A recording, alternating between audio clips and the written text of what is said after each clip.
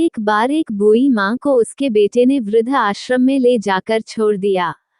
इस माँ का ये वही इकलौता बेटा था जिसके लिए इस माँ ने जीवन भर संघर्ष किया।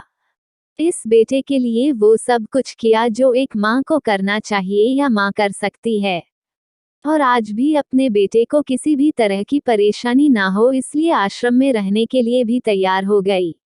वृद्ध आश्रम में रह रही माँ हमेशा अपने बेटे को याद करती मगर बेटा केवल साल में एक बार उसको मिलने जाता या फिर फोन पर बात कर लेता।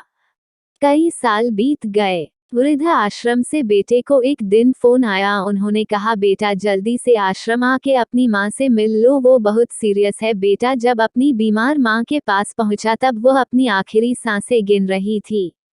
बेटे ने अपनी माँ से उसकी आखिरी इच्छा पूछते हुए कहा, माँ मैं तुम्हारे लिए क्या कर सकता हूँ बताओ।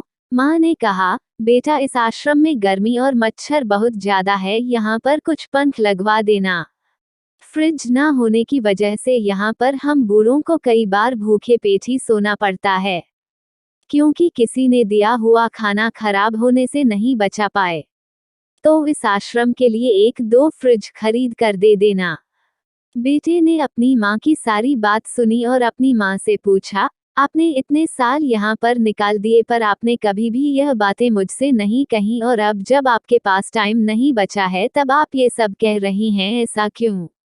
माँ ने बेटे को जवाब देते हुए कहा, बेटा मैं गर्मी भूख और पीड़ा सहन कर ली लेकिन मुझे पता है जब तेरे बच्चे तुझे यहाँ पर छोड़ कर जाएंगे तब तू ये सब सहन नहीं कर पाएगा, इसलिए तेरी सुविधा के लिए मैं तुझे ये सब लगाने के लिए कह रही हूँ। आशा करती हूँ कि यह कहानी आपको पसंद आई होगी। इस कहानी पर आपकी क्या राय है हमें कमेंट करके जरूर बताएं। कहानी पसंद आई हो तो लाइक, सब्सक्राइब और शेयर जरूर करें।